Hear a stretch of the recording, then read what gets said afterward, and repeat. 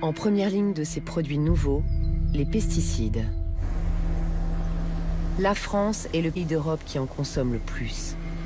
Leur dangerosité est aujourd'hui avérée. Les familles qui vivent à proximité des cultures font partie des premières victimes potentielles de ces produits. Emmanuel et Christophe Rex se sont installés avec leurs 4 enfants à Léognan, au cœur des parcelles viticoles d'une des appellations les plus prestigieuses du vignoble bordelais. Nous sommes arrivés ici pour des raisons professionnelles, amenées par le travail en fait. Et en découvrant la commune, c'est vrai on est tombé sous le charme. C'est voilà, une petite dizaine de kilomètres de Bordeaux, des paysages de vignes à perte de vue, des châteaux splendides, la forêt. Voilà, donc on était vraiment ravis.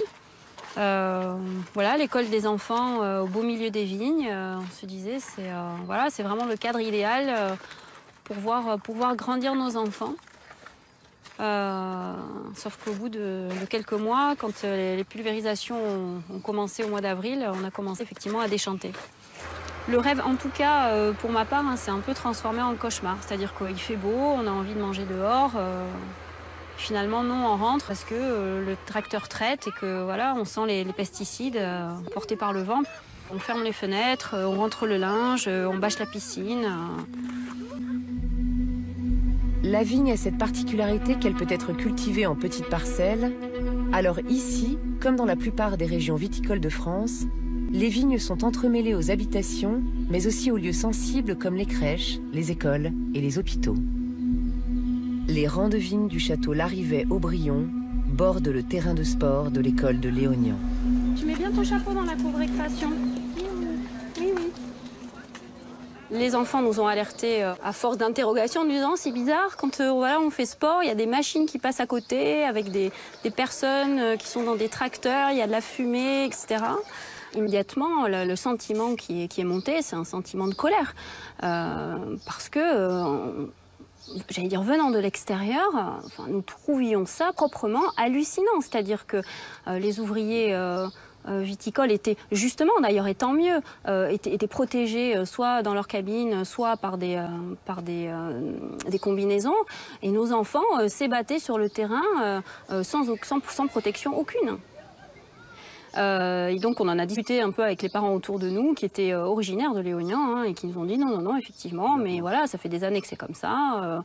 Bon, tu sais, de toute façon, que ce soit ici ou ailleurs, à Léognan, tout le monde habite à proximité de vignes. Donc bon voilà, si vraiment on veut éviter cet écueil, il faut quitter Léognan.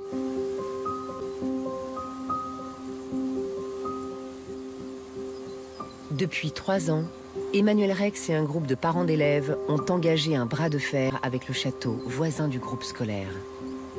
La demande de ces parents est simple, que les pulvérisations de produits chimiques sur les vignes qui bordent l'école se fassent en dehors du temps scolaire. Le château refuse, indiquant que cela entraînerait des coûts supplémentaires. Au CHU de Montpellier, Charles Sultan est professeur en endocrinologie pédiatrique. Responsable d'un groupe de recherche à l'INSERM, il est l'un des meilleurs spécialistes français des perturbateurs endocriniens et de leurs conséquences sur l'organisme des enfants.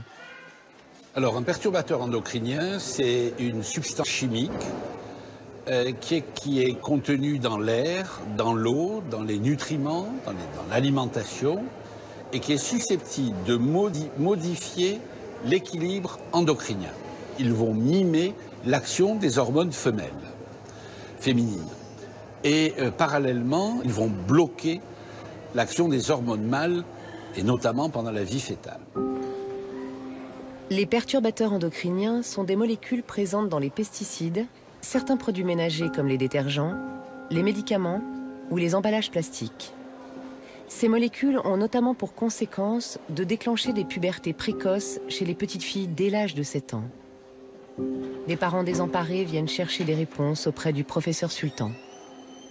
Vous venez nous voir aujourd'hui parce que votre petite fille a à l'évidence un développement mammaire important, qui vous a préoccupé. Quel âge avait-elle quand la glande mammaire s'est développée? 8 ans. D'accord. Quand vous avez conduit votre grossesse, Vous habitiez où? Dans la région, oui. Et entouré de vignes. Entouré de vignobles. C'est un facteur de risque, incontestablement. Moi, en tant qu'enseignante, j'ai des élèves de 8 et 9 ans. Ouais, Dans ma classe, j'ai 3 petites filles qui, pour moi, ont un développement mammaire. C'est frappant. L'année dernière, il y avait une petite qui avait commencé. Mais cette année, il y a 3 élèves. C'est évident, quoi. Qui a 8 ans, déjà un développement mammaire, bien sûr. 8 ans, qui commence à être réglé. Dans votre classe aussi? Oui. Regardez, par exemple, la prévalence des précocités pubertaires. Hein. Regardez qu'en Languedoc-Roussillon, on avait 15 par an. Actuellement, on en a plus de 120. Mais ce qui me préoccupe, c'est que cette situation va conditionner plus tard toute une pathologie. Par exemple, les petites filles qui entrent en puberté ont des risques d'être résistantes à l'insuline, de développer des syndromes métaboliques, d'être obèses, d'avoir des ovaires polykystiques. Bref, les conséquences sont extrêmement importantes à la lumière des travaux des équipes américaines. Donc il faut bien suivre votre petite fille. Et il y a des traitements pour ralentir... Alors, si la puberté est d'origine centrale, on peut la freiner. Si c'est son cerveau qui a donné l'ordre d'entrer en puberté, vous me suivez? On peut freiner l'activité cérébrale. Si c'est périphérique, si ce sont les estrogènes ou les perturbateurs endocriniens qui créent ce développement mammaire et cette puberté que l'on qualifie de périphérique, puisqu'elle n'est plus centrale, la prise en charge thérapeutique est difficile, pour ne pas dire nulle. Comment voulez-vous que je réduise la pollution environnementale? C'est quasiment impossible.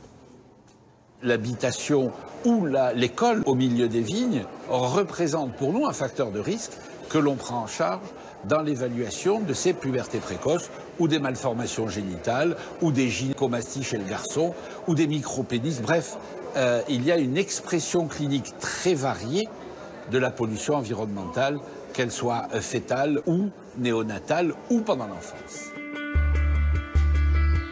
Les vignes ne sont pas les seules cultures à risque. Toutes les cultures agricoles qui sont traitées par des pesticides peuvent avoir un impact sur la santé de ceux qui vivent à leur proximité. Cette inégalité face au risque environnemental est encore sous-estimée en France. Pour lutter contre cette méconnaissance, les membres de l'association Génération Future se donnent pour mission d'informer sur les dangers des pesticides. Ils viennent de lancer une grande étude dans tout le pays pour savoir si des résidus de pesticides sont présents dans les cheveux et donc dans l'organisme des enfants vivant au milieu des cultures. Inquiets par les pulvérisations autour de l'école de Léognan, Emmanuel Rex et d'autres parents d'élèves ont accepté que leurs enfants participent à l'étude et que leurs cheveux soient analysés en laboratoire. Merci à vous d'être présentes là toutes aujourd'hui pour cette restitution entre guillemets du rapport et l'enquête à laquelle vous avez participé, moi, vos enfants. Je dirais les données globales les plus intéressantes et les plus importantes pour nous, c'est que en moyenne par enfant, on a 21 résidus de pesticides perturbateurs endocriniens qu'on retrouve, donc en moyenne sur l'ensemble des enfants. Pour nous, ce qui pose question, c'est l'effet cocktail. 21 molécules en moyenne pour nous, voilà, ça nous interroge parce que personne n'est capable de dire quels sont les impacts environnementaux et sanitaires d'un cocktail de 21 molécules. Et même quand on demande aujourd'hui à l'agence qui s'occupe de ça, ils nous disent bah nous on n'évalue pas ça, on n'évalue pas. Parmi ces 21 résidus de pesticides dans les cheveux des enfants, une partie est due aux produits agricoles et l'autre aux pesticides ménagers et aux produits vétérinaires utilisés sur les animaux domestiques. Personne ne sait dire aujourd'hui quelle sera la conséquence à long terme sur la santé des enfants de ce cocktail d'une vingtaine de produits chimiques. On peut d'autant moins le dire que les études qui permettent la commercialisation d'un pesticide sont effectuées par les fabricants eux-mêmes. Les pouvoirs publics se contentent de valider les études des fabricants avant d'autoriser les produits. Mais le plus grave est qu'aucune étude ne teste les effets cocktails des produits dispersés dans l'environnement. Le combat d'Emmanuel Rex et des parents d'élèves prend une tournure médiatique et politique forte lorsque le 5 mai 2014, un grave incident se produit à Villeneuve, un village voisin de Léognan. Alors que 2 tracteurs pulvérisent des pesticides sur les vignes qui entourent la petite école primaire, 23 élèves sont pris de malaise. Leur maîtresse est hospitalisée en urgence. Voilà la vigne. Ah d'accord. Ah oui, alors, là on est vraiment... Là, le petit bâtiment qui est derrière, c'est la cantine. D'accord. Les salles de classe sont dans le bâtiment à gauche ici. Ouais. Et ça a duré du coup toute la matinée cette histoire-là. Le directeur a appelé plusieurs fois pour stopper l'affaire. Lui, il avait les lèvres qui lui brûlaient, il avait mal à la tête, il avait etc. des manifestations, des symptômes. Ouais. Là, ça sent encore d'ailleurs. Hein. Tu le sens on sent, ouais. Ça sent les traitements. Ouais. Et puis, il a eu des gamins qui ont commencé à tomber, quoi. Il en a rattrapé quelques-uns à faire des malaises. Et puis, ça a été l'enseignante qui, dans sa classe, a dû se mettre par terre. Là, il s'est dit, il y a quelque chose vraiment qui ne va pas. Du coup, il a pris le téléphone, il a fait le 15. Et ça a déclenché l'arrivée des pompiers, etc. La maire de Villeneuve a refusé de reconnaître que les pesticides pouvaient être la cause des malaises. Rien d'étonnant, car c'est elle qui est propriétaire des vignes, responsable de l'intoxication. Elle a un peu minimisé les choses, on peut dire ça comme ça, en disant en gros que c'était un malaise collectif, un malaise qui était dû à c'est la psychologie de groupe, quoi. Il y en a un qui a dû se sentir mal et puis les autres, par effet psychologique, se sont sentis mal aussi, et puis ils voulaient monter dans le camion des pompiers. Enfin, c'était ce genre de ce genre d'argument. Face à l'émotion déclenchée par la mise en danger des enfants à Villeneuve, la ministre de l'écologie, Ségolène Royal, s'empare immédiatement de la problématique des écoles situées au milieu des cultures. Nous aurons l'occasion prochainement avec le ministre de l'Agriculture d'annoncer des initiatives et de prendre des initiatives sur la réduction des produits phytosanitaires dans l'agriculture et en particulier à proximité des écoles. Parce que vous le savez, il y a eu récemment dans le département de la Gironde une école contaminée à cause de l'épandage de produits phytosanitaires à 50 mètres de l'école alors qu'il y avait du vent. Donc il faut absolument des pratiques plus respectueuses quand même des espaces publics. Et notre idée, c'est d'interdire les épandages à moins de 200 mètres des écoles. C'est d'ailleurs une réglementation qui s'applique déjà aux alentours des hôpitaux, je le signale. L'annonce de la ministre d'une interdiction des pulvérisations jusqu'à 200 mètres autour des écoles déclenche une forte levée de boucliers des syndicats agricoles. La tournure médiatique et politique que prend l'affaire de Villeneuve menace la réputation d'un vignoble qui représente 685 millions de bouteilles vendues en 2014 pour une valeur de 3,7 milliards d'euros. Le puissant Conseil interprofessionnel du vin de Bordeaux, le CIVB, monte au créneau. C'était une réaction totalement négative, bien sûr, en se disant que c'était un propos d'une personnalité politique importante du gouvernement, ministre importante du gouvernement, qui était peu étayé et qui méritait de travailler et de lutter contre cette approche, qui était une approche qui allait détruire une partie de la surface agricole utile de France et notamment en Bordelais, d'une partie du vignoble, et des vignobles très réputés par endroits. Donc pour nous, c'était totalement inacceptable. À Bordeaux, les vignes situées à moins de 200 mètres de tout établissement scolaire représentent 3000 hectares. Pour faire pression sur les hommes politiques, la FNSEA organise des manifestations dans toute la France. Pour cette organisation, il ne peut être question d'interdire les pesticides, même autour des écoles. À un moment donné, il va véritablement falloir que le gouvernement change de cliquet sur l'écotaxe, change de cliquet sur cette histoire de 200 mètres, change de cliquet sur sa politique, sur son arrêté pollution atmosphérique, etc. On ne peut pas considérer que l'agriculture soit traitée différemment des autres secteurs.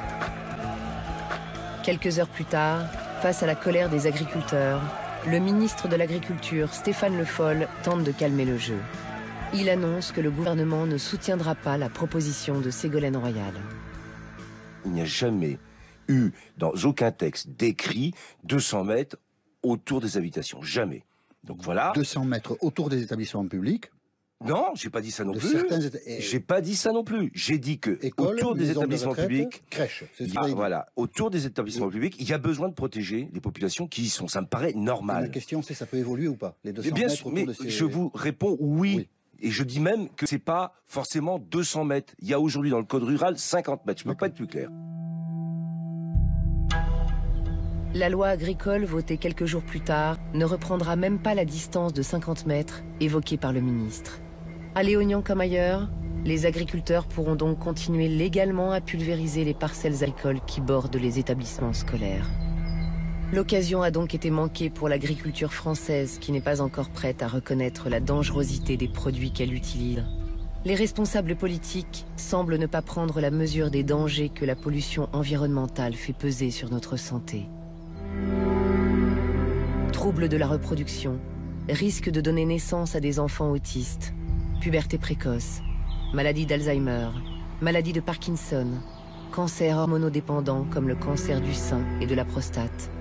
De nombreuses études internationales démontrent que l'exposition aux perturbateurs endocriniens a des conséquences graves sur la santé. Les premiers à souffrir de cette exposition sont les agriculteurs eux-mêmes. Eric Bonne est une victime des pesticides. Cet agriculteur de 53 ans est atteint de la maladie de Parkinson. La Mutualité sociale agricole a reconnu sa maladie comme professionnelle. Ça c'est grave de jour en jour. Du point de vue physique surtout, je pense que j'ai beaucoup moins de force qu'avant. Et puis mes mouvements sont beaucoup plus longs, évidemment. J'ai du mal à faire des choses parfois, si bien que j'ai du mal à mettre mes boutons de mochette par exemple. Ouais, ça. Et puis quand je me concentre, j'ai du mal à faire des choses.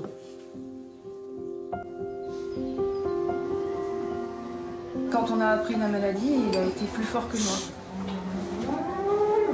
Moi, je savais très bien les conséquences sur notre vie, sur notre famille. Donc, j'ai mis beaucoup plus de temps à accepter sa maladie et à admettre qu'il ne pouvait plus faire certaines choses. Oui. À cause de l'utilisation des pesticides, les agriculteurs ont 5 fois plus de risques que les autres de déclencher la maladie de Parkinson et 2 fois plus de contracter la maladie d'Alzheimer. On se dit que oui, là, il y a eu un problème d'information. On n'utilise que des produits homologués que l'État, entre guillemets, autorise à commercialiser et à utiliser. Et on ne pensait pas que ces produits-là n'avaient pas été testés et qui étaient aussi néfastes pour l'homme et le reste de l'humanité et de la société. Ça, c'est des raccourcisseurs, régulateurs de croissance. Ça, c'est un désherbant. Ça, c'est fongicide pour les colzas. Après, là, c'est un désherbant de maïs aussi, là.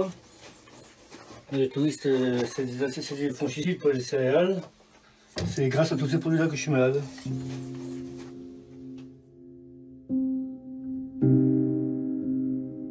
J'ai rejoint quand des enfants d'essayer de faire attention aux épandages de produits et à la limite de quitter l'endroit où ils sont pour ne pas qu'il y ait des enfants infectés par ce genre de produits. Ces nouvelles molécules qui sont toujours plus ou moins de plus en plus performantes au niveau des traitements sur les cultures, mais qui sont aussi performantes pour détruire la santé des gens.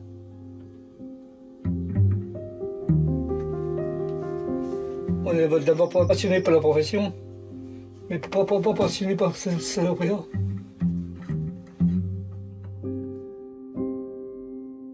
Face aux nombreux risques qui menacent notre santé, des citoyens et des associations se mobilisent pour obtenir que nous soyons mieux protégés et mieux soignés.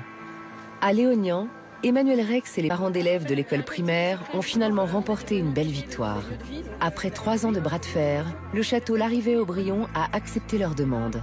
On est là pour dire que enfin, ça y est, le château qui jouxte l'école a accepté de ne pas épandre sur temps scolaire et périscolaire.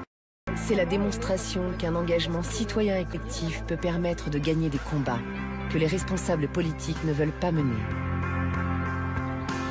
À Culan, le maire Nicolas Nolot et la jeune médecin généraliste Karine Bourrin se sont lancés avec enthousiasme dans un ambitieux projet de maison de santé.